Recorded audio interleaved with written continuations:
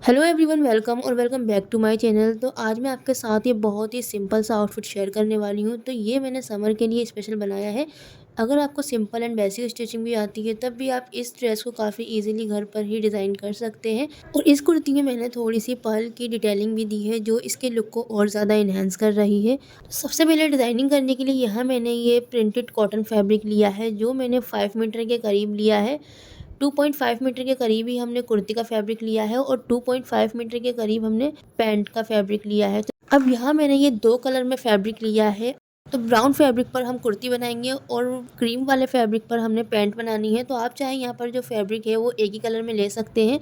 अब सबसे पहले हमने कुर्ती के बैक पार्ट की कटिंग करनी है। तो उसके लिए मैंने फैब्रिक को 2 फोल्ड करते हुए रखा है और इसकी जो विड्थ ली है वो मैंने 15 इंच ली है और इसकी जो लेंथ लूँगी वो मैं 14 इंच लूँगी। इसी में मैंने 2 इंच का मार्जिन लिया है।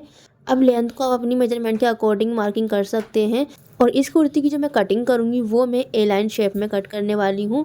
तो सबसे पहले हम शोल्डर के लिए 7 इंच में मार्क करेंगे और वहीं से हमने 1 इंच शोल्डर डाउन के लिए मार्क करना है और इस तरह से एक तिरछी लाइन ड्रॉ कर लेंगे। अब आर्म होल के लिए मैं 8 इंच में मार्क करूँगी और इस वाली लाइन को भी हमने इस तरह से स्ट्रेट ड्रॉ करना है।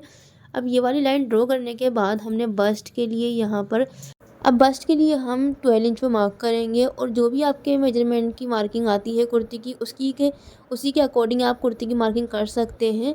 अब हिप लाइन के लिए मैंने 15 इंच में मार्क किया है। आप चाहे तो 14 इंच में मार्क कर सकते हैं अगर आप ए लाइन कुर्ती नहीं कट करते हैं तो।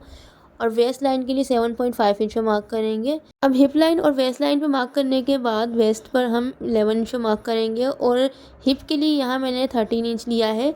अब ये सारी मार्किंग को स्केल की हेल्प से इस तरह से जॉइंट कर लेंगे और जॉइंट करने के बाद नीचे से भी मैंने इस तरह से हल्की सी तिरछी लाइन रखते हुए ड्रॉ करनी है क्योंकि ये हमने ए लाइन कुर्ती में कट करना है तो हमने हल्के से नीचे से ढलान देना है। और आप चाहें तो इसे सिंपल जो नॉर्मल कुर्ती होती हैं उस टाइप में भी कट कर सकते हैं बट मैंने इसे ए लाइन कुर्ती में कट किया है। अब सारी मार्किंग करने के बाद हमने आर्म होल की शेप देनी है। फ्रंट और बैक आर्म होल की शेप देंगे। इसी में मैंने फ्रंट आर्म होल की भी शेप दी है। बाद में मैं फ्रंट पार्ट की कटिंग करूँगी। अब इस पार्ट की हम कटिंग कर लेंगे। तो बैक पार्ट की कटिंग करने के बाद यहाँ जो हमारा फ्रंट पार्ट है उसको डबल फोल्ड करते हुए रख लेंगे और जो बैक पार्ट हमने कट किया था उसको ओपन करते हुए फ्रंट पार्ट के ऊपर रखेंगे। तो यहाँ मैंने फ्रंट पार्ट को 2 इंच एक्स्ट्रा लेना है बैक पार्ट से। तो यहाँ आप देख सकते हैं कि जहाँ से हमारी फैब्रिक की बंद वाली साइड है वहाँ से मैंने 2 इंच एक्स्ट्रा लिया है फ्रंट पार्ट को। अब जो बैक पार्ट हमने रखा है उसी के अकॉर्डिंग हमने फ्रंट पार्ट की कटिंग कर लेनी है।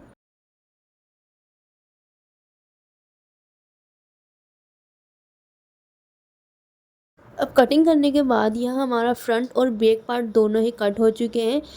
अब बैक पार्ट को साइड कर देंगे और फ्रंट पार्ट के आर्म होल की शेप देंगे और उसकी कटिंग करेंगे। तो कटिंग करने के बाद बैक पार्ट को साइड करेंगे और फ्रंट पार्ट को ओपन करते हुए रखेंगे। अब ओपन करने के बाद हमने फ्रंट पार्ट में शोल्डर की साइड से इस तरह से पिन टक्स डालनी है हाफ इंच की और एक साइड से हम 3 पिन टक्स डालेंगे और दूसरी साइड भी हमने इस तरह से 3 पिन टक्स डालनी है। तो उसके लिए मैंने यहाँ ये एक साइड पर पिन टक्स डाल ली हैं। तो इनकी जो मैंने लेंथ ली है वो मैं आपको बता देती हूँ। तो सबसे पहली जो हमने पिन टक्स डाली है वो मैंने 15 इंच की डाली है। उसके बाद जो हमने सेकंड वाली पिन टक्स डाली है वो मैंने 13.5 इंच की डाली है और उसके बाद जो थर्ड पिन टक्स आएगी वो हमारी 12.5 इंच की आएगी और जो लास्ट पिन टक्स आएगी हमारी वो 11 इंच की आएगी। तो इस तरह से मैंने हर पिन टक्स में 1 से 2 इंच का गैप लिया है और शोल्डर से मैंने 2 इंच का गैप रखा है पिन टक्स में। अब दूसरी साइड भी हम इस तरह से 2 इंच में मार्क कर लेंगे। उसके बाद ही हमने फैब्रिक को फोल्ड करते हुए राइट साइड से और पिन टक्स डालनी है हाफ इंच की। जैसे हमारा एक बूट है उसी की अकॉर्डिंग हमने एक बूट की सिलाई लगाते हुए मार्किंग कर लेनी है एक साइड से, फिर हम पिन टक्स डालेंगे। तो दोनों ही साइड पर मैंने पिन टक्स डाल के कुर्ती को रेडी किया है। अब जो सेंटर वाला मार्क है उसी के अकॉर्डिंग मैंने नेक को स्टिच करना है। तो यहाँ मैंने पहले ही बुकरम का नेक लिया है और उसे फैब्रिक पर स्टिच करके रखा है। और इस नेक की जो मैंने डीप ली है वो मैंने 6.5 इंच ली है और विद वाइज ही मैंने इसको 6.5 इंच लिया है। अब कुर्ती वाले जो सेंटर का मार्क है और जो हमारे नेक का सेंटर का मार्क है उससे मिलाते हुए नेक को स्टिच करेंगे। तो यहाँ नेक को स्टिच करने के बाद हम इसमें छोटे छोटे से कट्स लगाएंगे और ये जो मैंने बुकरम की साइड से स्टिच लगाई है वो मैंने थोड़ी सी छोड़ते हुए लगाई है बुकरम से। इस तरह से कट लगाने के बाद हम इसको टर्न करेंगे बैक साइड की तरफ और टर्न करने के बाद मैंने आपको बताया था कि मैंने जो इसकी स्टिच लगाई थी वो मैंने थोड़ी सी छोड़ते हुए लगाई थी बुकरम से। वो इसलिए लगाई थी क्योंकि मुझे इसकी पाइपिंग निकालनी थी कुछ इस तरह से वाइट कलर की।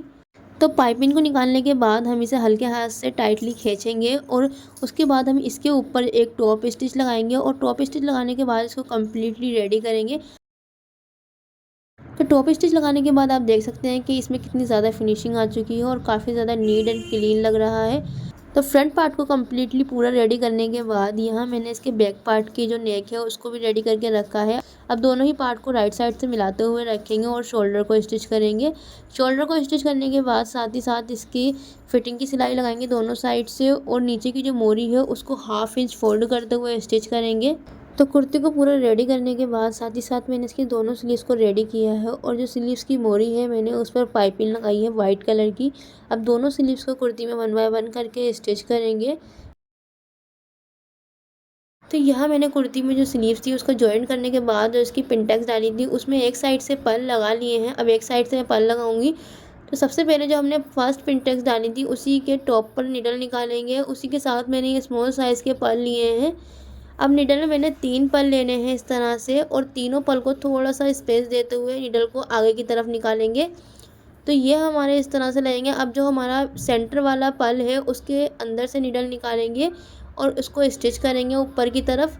अब यहाँ इस पल को अच्छे से पक्का कर देंगे और फिर निडल को पक्का करने के बाद आगे करते हुए निकालेंगे 1.5 इंच का गैप देते हुए। फिर उसमें भी हमने 3 पल स्टिच करने हैं और सारी पिनटेक्स के साइड से हमने इसी तरह से ये 3-3 पल्स स्टिच करने हैं और पूरे आउटफिट को रेडी कर लेंगे।